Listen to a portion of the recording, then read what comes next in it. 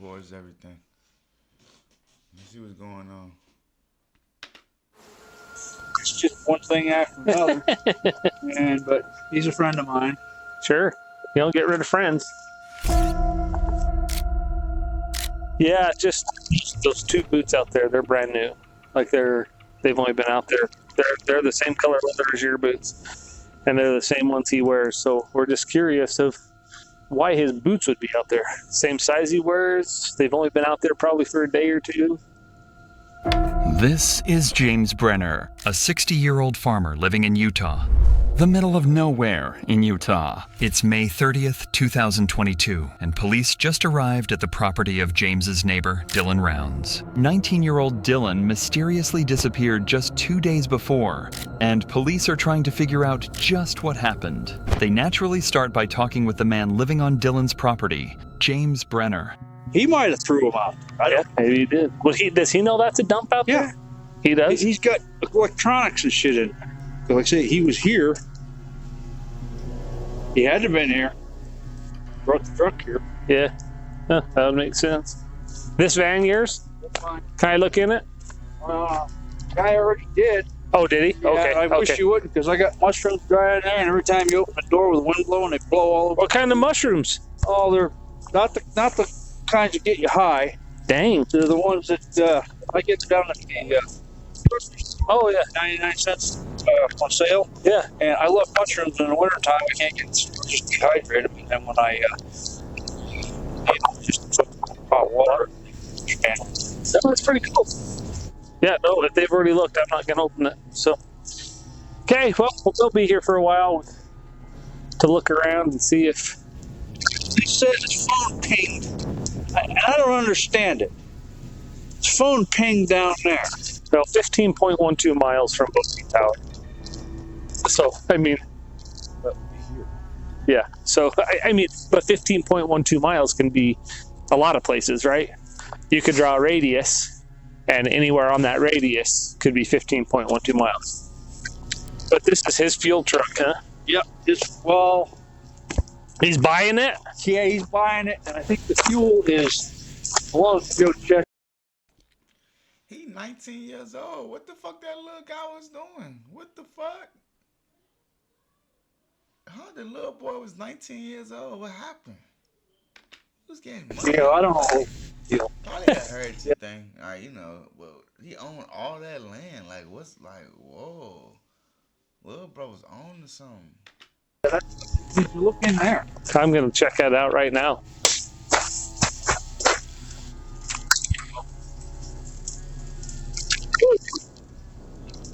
Natural lake too. Don't tell his grandpa. Conversation. Alrighty. So Dylan got some new boots, I guess. This is Dylan's father, Justin Rounds. Justin is suspicious about James and felt something... Okay. Got like a wealthy type family. I get it. ...was off about him before Dylan's disappearance. That guy he's been working for. So he's saying that, like, that used to be a dump. And it's all, I guess it's buried in. He says Dylan's buried a lot of stuff out there. Do you know anything about that? Like electronics or something like that? Circuit boards? He dumped it there, of all the places. Right, so he said that Dylan knew that as a known dump. So what's Dylan's relationship with this place? The Dan Iverson guy said he gave him a check and $30,021. For the work he's doing? Oh, well, he's doing it with his own machinery. My son is taking machinery. Oh, okay. I was like, geez, I want to work for that It's guy. not that he's making a lot of money, because he's buying his fuel and stuff, you know what sure. I mean? And buying the tractor and fuel, all that's Sure. not Dan's. Right. Makes sense. And he says, this Jim guy says that Dylan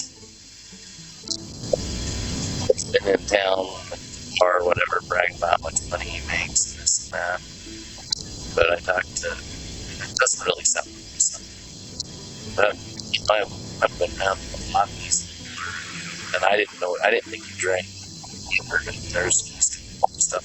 So this guy was saying that. Drinking might change how he talks. You know what I mean? So I don't know. I'm not saying, but Dan said that doesn't sound at all good. Like I just want to shut to you straight. Whatever happens. I have, yeah. We'll tell you as much as we can tell you, right? I mean, so if it turns into a big investigation, we can't just, because we might not know all the answers. And if I tell you, you know what I mean? If I tell you something, then it turns out to be something else. So on my way back from Vegas, got a call in Fillmore, Utah. My ex-wife wanted to talk to me. My daughter, my heart's right then. Not even because I never talked to her. You never talked to her. We don't have a relationship. You know what I mean? Sure. So right then, my heart sunk. You know what I mean? Like I thought my youngest would get the car back or something weird because she don't talk to me. Despite the lack of evidence leading to any clues about Dylan's location, Justin was adamant about solving whatever happened to his son, marking the start of Justin Round's multi-week search to find Dylan.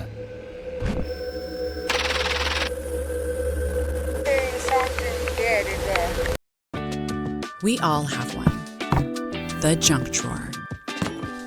Holder of all things. Like that old phone you don't. Just hours after the previous body cam footage, Justin decides to take things into his own hands and talk to James himself. Here, James would point his finger at a man named Ty Corbin and claimed if anyone knew where Dylan went, it was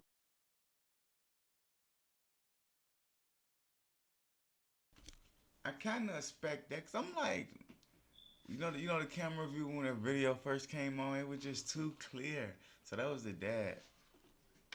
would be him. So with this new information, Justin would give Ty a call. This is Justin Rounds, Dylan's dad. I talked to a guy named James. He said to call you. Yes, sir. Let me go inside really quick. Okay. Are you by yourself, Mr. Rounds? I've got one of my good buddies here that I've known since I was a kid. Okay. You're not around the Wadsworths at all, correct? No, right now? no, I'm not. Not even close. Okay. I've lived in that area. I remember when the Wadsworths come to town. First off, I want to tell you that I feel for you. I'm sorry your son's missing. I really am. Yeah. I believe the Wadsworths are involved. Okay. By everything I've read and seen. So why would the old... I get it though, you know what I'm saying? So why would the old man go tell the dad to go call him? You know what I'm saying? That's crazy. I'm pretty sure it has to be someone that knows him. Yes. It's someone that knows that Lucien area really well. Yes. It's someone that knows Montello really well. Yes. And the only person that fits that profile is Kurt. And okay. Between you and I, I'm not trying to offend you, but it's kind of common knowledge that Kurt and your son were living at the Saddle Sore in that side room and in the back trailer for about the last year and a half, off and on. Not all the time, but off and on. Okay. Kurt knows. I would ask Kurt to go in and take a lie detector test. Okay. I don't search that area out in Lucien. He knows that Lucien area very well. He used to farm out there with a guy named Ed Harshberger. Yep. And another farm out there that he's worked on was from Kurt Robertson.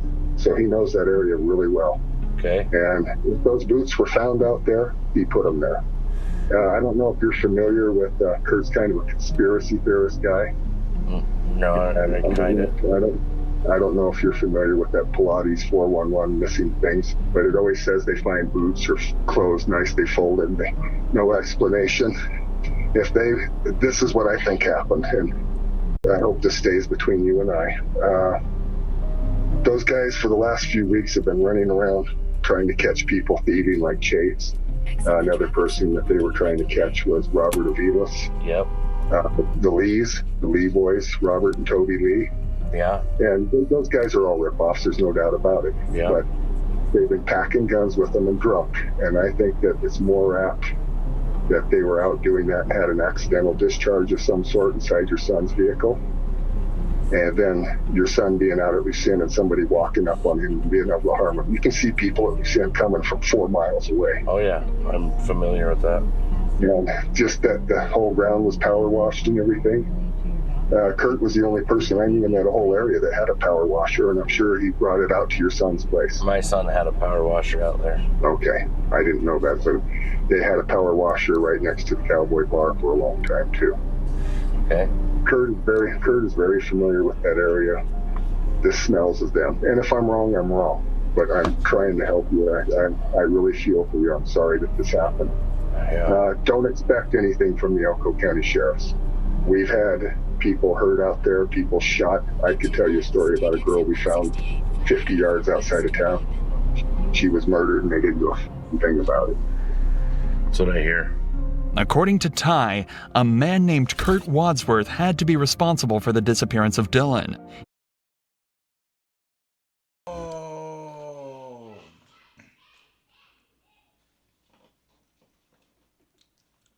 That's not the same man. That's not the same old man. That's a different dude. Okay. Bet. He would go on to claim that Kurt was known to have groomed children in the past, and that local residents in the town had seen Kurt wearing lipstick at a bar. This would officially mark the first potential suspect associated with this case. Keep in mind, at this point, it's unknown if Dylan is alive or deceased. These claims by Ty are simply theories at this point and are not backed by concrete evidence. Everybody has these preconceived notions of what you are. Multiple detectives, probably 10 or more, and FBI field. Yeah, I talk to people that matter, but, it sucks to be slandered by a bunch of people that don't know shit, so whatever. How did you see Dylan? Like, how did you view him, like, as a person? I just, a hardworking young kid that had a dream, and I wanted, he asked me to be involved in it, and there's the backhoe operators all in the beginning. I just wanted to go out there to dig a 1,400 feet of main line and put the line in and backfill it. And I was supposed to be out of there. It just went on since I started last March. He would sleep in this camper sometimes, like when he didn't want to go home, but not with you. No, we were never staying there together. I wouldn't want to stay there with him. It's too tight. Following Justin's call with Ty, another potential suspect would be named, Chase Venstra. Chase was a known drug addict and criminal of their town, Montello. A rumor around town began circulating that Chase, as well as another known criminal, Robert Aviles, may have kidnapped Dylan. Phone records show Dylan and Chase were together in the desert the day Dylan went missing, and coincidentally, it was Dylan's first time meeting Chase. Unfortunately, Chase was nowhere to be found.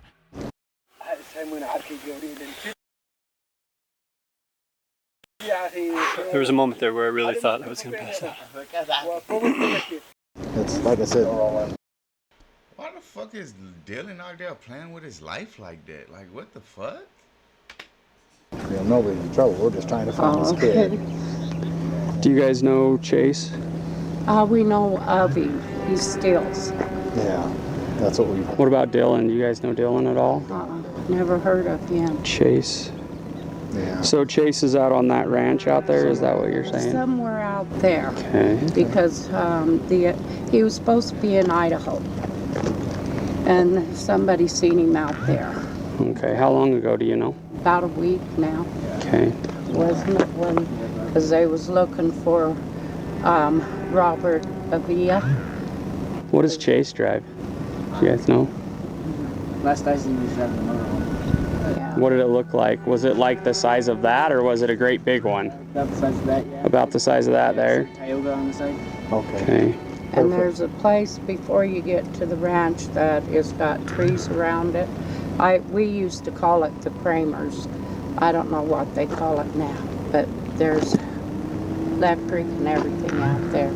All right, well, we'll run out there. Anything we need to know about either? Well, you don't know Dylan, obviously, but Chase. Other than he's a little thief. He threatens if the cops come after him, he's gonna have a shootout. Did he steal the guns? I don't know. That's just what I've heard. Yeah. They using? Does he use drugs? Probably. Because people he hung around with before. And if anybody in town really knows where he'd be, it'd be at the Cowboy. We just came from there. Okay, or out at Paul's Ranch, Paul's place outside of town.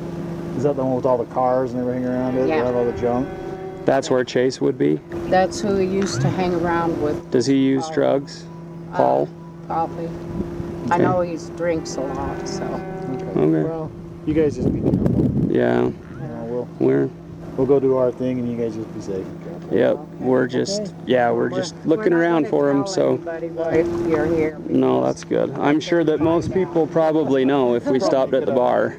With police having difficulty tracking Chase down, Justin wants to go to Robert Aviles' house under suspicion Chase could be living with them. Justin would need a search warrant to search around Robert's property, so he would call the police to help further investigate. All right, guys. So this is the family. Yes. Okay. So tell me again what you have suspicion to believe right now. So, Okay, so on 525 is when Dylan ran into Chase with the desert and called me right after. He had no shoes on. Dylan wouldn't let him take his phone or give him a ride, but he did allow him to call his dad on speakerphone in Ogden, Utah. Okay. Dylan allowed Chase. Dylan allowed Chase to, and then he gave him some coke, and then his dad called Dylan back, and Dylan sent the pin from his phone to where Chase was. Okay. So then we fast forward to 528, which was Saturday. Dylan was heard from in the morning. He talked to his grandma, and he was going to take the grain truck to the shed to put it in shelter because it was raining. Okay. So at this point, we assumed he was walking back across the desert to his camper because he didn't have a ride. So then 529, they continued to look for him. 530, we all got here to Dylan's last known location in Lucin, filed the police report, got search and rescue out. That's the night we found Dylan's boots about 400 yards from where his last known location was, tossed out behind a dirt pile, just out. That's when Kurt called me, and from local talk around and however it all got through the circle, we know that this Robert guy took Chase out to the desert where Dylan is the day Dylan went missing. Okay. Chase. That's as far as we know, and that's the day Dylan also went missing. The same day he met Chase and. The same day that Robert drove Chase out there in a little black car. That day, not the day he met Chase. Yeah. That was when. Where do we believe he's in Robert's house right now? Is that what we're thinking? That's our speculation, and if he's not, we know this Robert guy knows what has happened to him or where he's been. What does Dylan look like? Oh, here. Show him a picture. He's.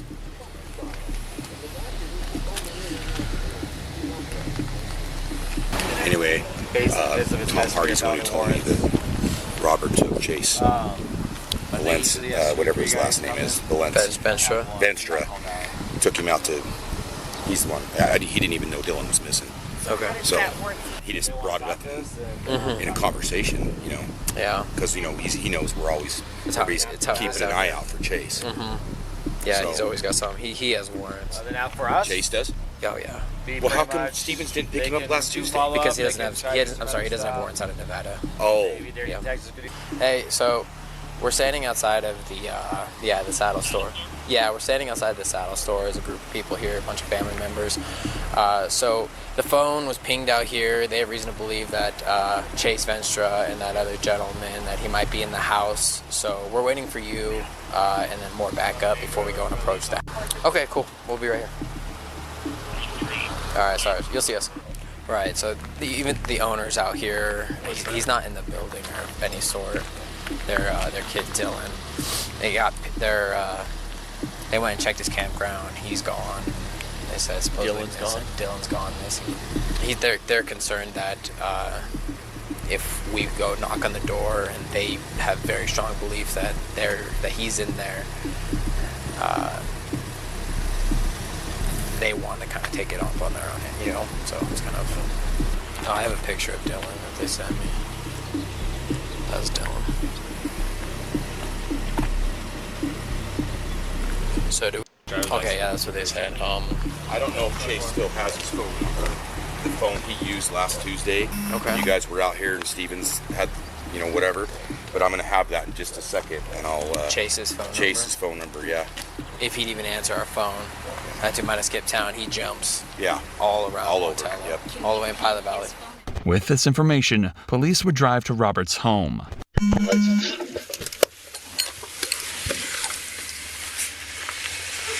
I think Robert.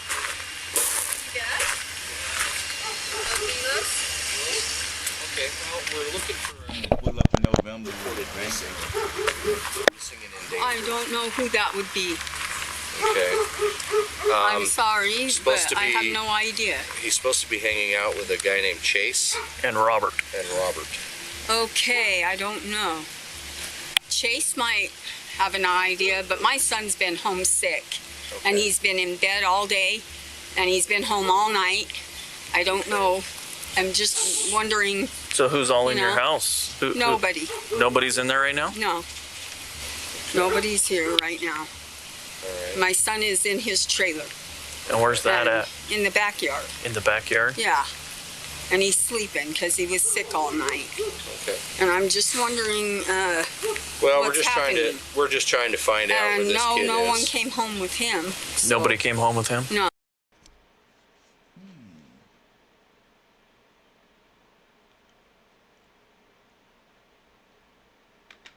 Okay. Is Chase here? No. I don't let Chase on my property after I found him inside my home when I wasn't home. Do you know where Chase is staying at? Somewhere out that way, I guess. Like in the middle, like just like on Yeah. in a field, living in a Well, field in a camper? Is that in- what we're talking, or is it? Yeah, I guess so. Just out past the railroad tracks somewhere out there. Okay. I don't know, really. That's just what I hear. I have no freaking idea. I just want to know what's going on Yeah. and why they keep chasing my son around. Who's they? Because the Wadsworth one, some other guy Wadsworth? pointed a gun in my freaking Wadsworth? face. When? A couple months ago, and I told him to get the fuck out of here too. And I said, don't come over here. We're not at your house bugging you. You stay the fuck away from me. I don't want people bugging him. He just got out and he's having a hard time adjusting to the outside world, and no one's gonna harass him. Okay. No one. No, I don't no, give no. a damn. Yeah. I understand that. We're not here to harass We're not him. here to harass. We were told that there's possibility of this missing kid. Oh, being is here. Yeah, no. You can feel free to look around Hostage if you'd situation, like he's not being No, held. See, that's why we're here, ma'am. I mean, No. that, We're not that's here to You can harass. come we're in not here to harass. but- We got to report that somebody's being held hostage. I thought it was about the car. No, you no, know, it's and not I'm about like, a car. Okay, the car. I know. I got to get it back. I will when This I can is get not to about it. a car. This is not But about a you car. can look around if you want to.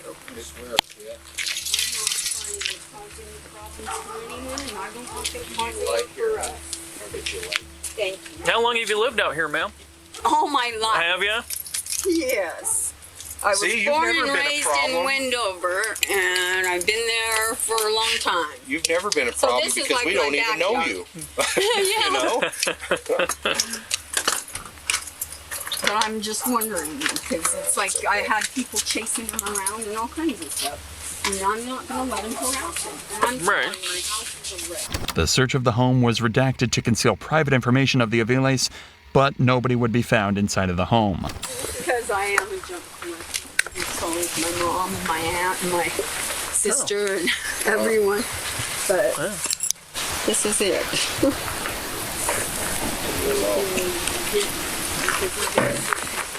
Are you all right?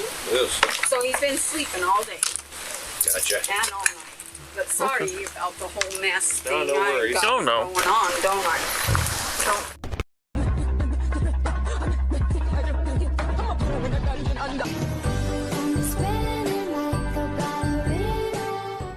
Police would interview Robert in his trailer. The footage would be redacted due to the privacy of the Aviles' personal information once again. However, the interview would be recited to Jason and Candace shortly after.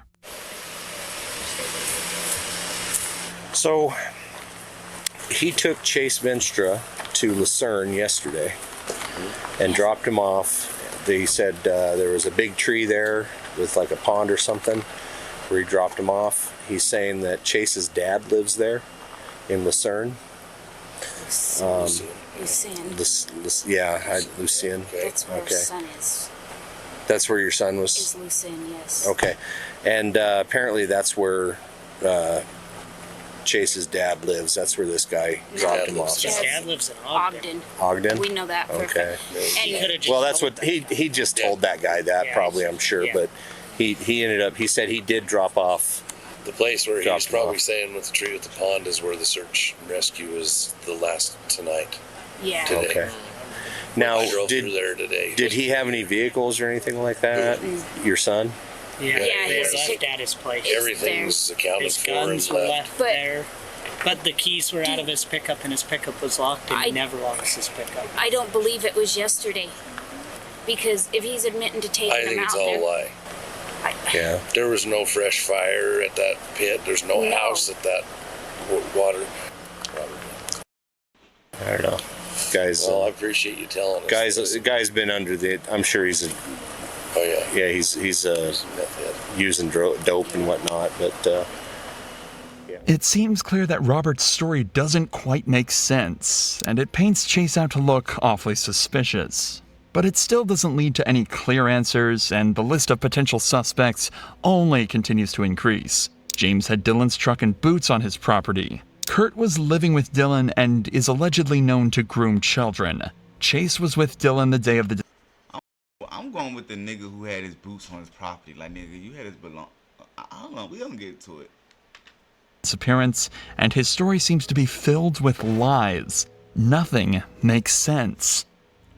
Over 9 days would go by from the recording without any further leads. Chase would be arrested for his previous warrants. However, upon questioning, no further evidence would present itself to prove Chase responsible for Dylan's disappearance. He said that as far as he knows, Chase Venstra is no longer a person of interest in Dylan Brown's disappearance. And that came rather as a shock. With such a strange case looming in their tiny town, the search for Dylan began spreading across Utah, so much so that hundreds of residents began searching for Dylan themselves or looking for any clues to help law enforcement. And on June 10th, the first major lead would be found, a strange pair of pants that may be correlated to Dylan in some way.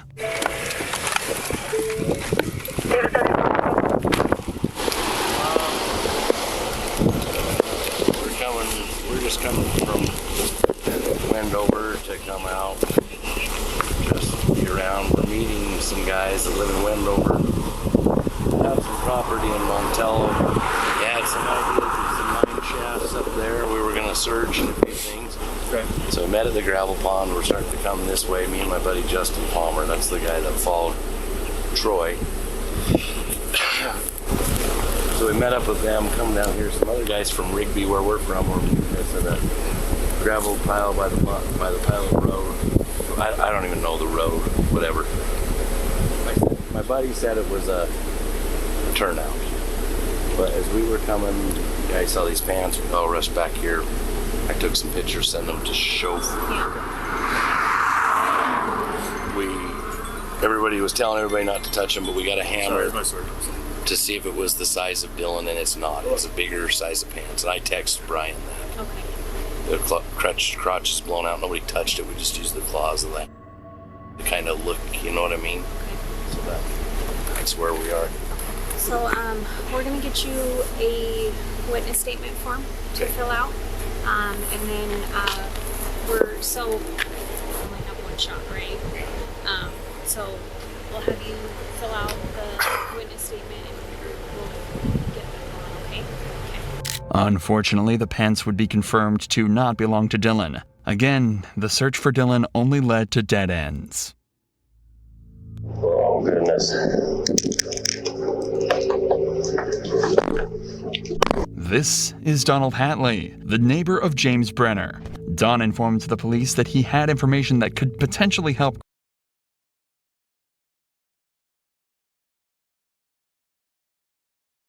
crack the case. In this interview, Don refers to James as Jim. Right? I'll tell you something. Okay. And I really don't think it has anything to do with anything. You guys found ammunition and stuff in Jim's. Yeah. And he's a black powder enthusiast. Yeah. But he figured that would be a reason to poke him, so to speak, say whatever. So he brought his black powder rifles over to my place. Okay. Thank you. I appreciate that. Where are those? I put one behind my bed, in my bedroom. The other one's leaned up in the corner next to the table on the couch. When did you bring them?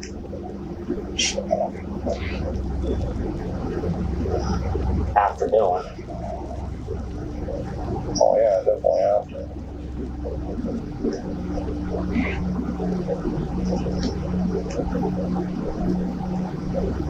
Just the muzzle loader, or is there any other firearms? All he's got was those black powder guns, rifles, 6-gun. So the last time I seen him wearing that 6-gun was 2 years ago. Just thought he had to get it out of there. Why? Basically safety. What he told me. Last time, they had him in holding for over a year, and when he got out, everything he had was gone. Everything. And, if you ever look through Jim's phone, I'm sure you guys already did, but, he looks at all these old gun sites and stuff and works on, or likes working on stuff. That's one of his things, all the old stuff.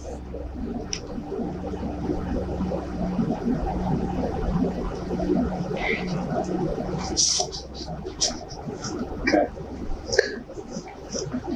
Was it just you and Jim that were at the barbecue? Was there anybody else that was over there? Just us. Don't know anybody else except Dylan and Kurt, really. Dylan used to come over for dinner about every Sunday when he was down here. Not so much this year. Busy. Times it would be a lot. So, I can't ask you what's going through Jim's head at that time, but what's going through yours when he brings you his rifles and a 6-gun? Honestly, it looked like he was scared that, he was going to be detained for 6 months or a year and lose everything he had. He said, no, I'll never see my dog again. She's old. And he had no idea what happened to his horses last time. Okay. All his gun, everything he owned disappeared. So why do you think he's going to get detained, or why does he think he's going to get detained for 6 months? Well, he doesn't. He just realizes that it's a possibility because it happened in the past. Just because he's a felon and he could be held. So he knows he's a felon. He knows he shouldn't have them. So he. Well, no, I don't know. You don't know. According to him, a black powder primitive weapon is not considered a firearm. Now, if he brought me a firearm, I'd have said no. But black powder. Black powder, it's not a firearm. It's allowed to have it as far as I know. Okay. So sometime after Dylan, do you remember how long after? I mean, it's only been 3 weeks now. That seems like forever. I wish that kid had just come walking down the road so I could kick his butt. I wish too. But the longer this goes, the less likely that looks. Yeah. Looking to take charge of your future? At San Joaquin Valley College, it's never too late to continue your education and start. Roll into the case, you're telling me that Dylan was there before 3 o'clock. That's like, well, I'm trying to be honest with you. I'm trying to tell you the information that I can. My whole social world just fell apart here. I don't. Well, one's gone, and now. Yeah. You don't know what to think about the other. Exactly, and if he's lying to me and you guys, would he tell you if he did something? No, I don't know. It's just this is so flipping frustrating. he had something to do with that, my whole world is closed upside down.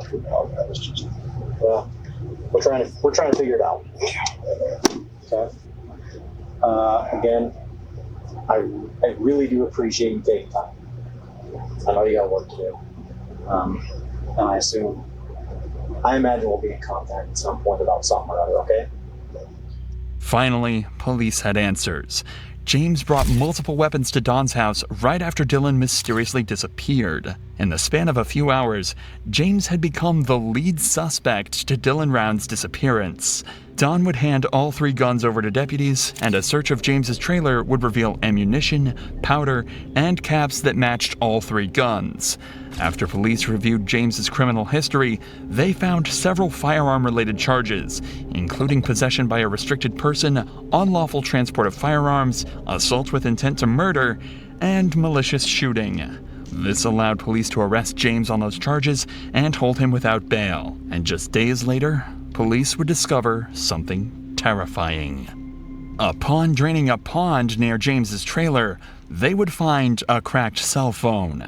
And when they revealed the files on the phone, they would finally have their answer.